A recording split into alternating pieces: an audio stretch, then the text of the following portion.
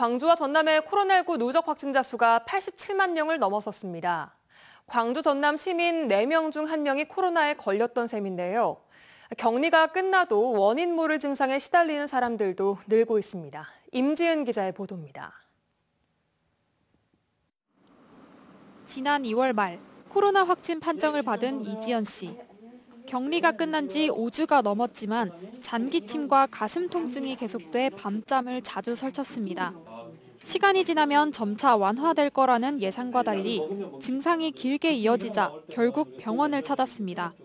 다시 또 한밤중이나 새벽에 계속 기침이 끊임없이 나오고 그러면서 이제 호흡이 불편하고 그때는 그냥 당연하다고 생각했거든요. 당연하고 이게 곧 낫겠지. 후유증이 오랜 시간 이어진다는 뜻에서 롱코비드라고 부르는데 대표적인 증상으로는 가슴 통증, 호흡곤란, 피로감 등이 있습니다.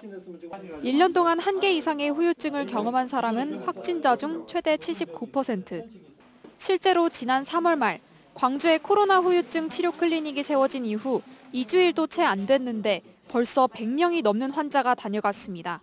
그런데 사람마다 증상이 제각각이고 병명이 확실하지 않은 탓에 대수롭지 않게 넘기는 사람이 많습니다. 또 롱코비드에 대한 명확한 기준도 없다 보니 일반 감기약에 의존하는 경우가 대부분입니다. 석 달 이상 방치하면 세균 감염 등으로 합병증까지 생길 수 있는 만큼 다양한 증상에 대해 정밀 검사를 해보고 적합한 처방을 받는 게 중요합니다. 롱코비드는 새로운 상황이잖아요. 그래서 적합한 어떤 병명과 적합한 치료를 하기가 쉽지가 않아요. 이제 합병증들이 생길 수 있기 때문에 그런 것과 관련해서는 이제 좀 이렇게 꼭 방문을 해서 숨어 있는 병을 찾아내야죠.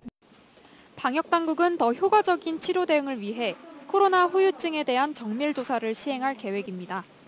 MBC 뉴스 임지은입니다.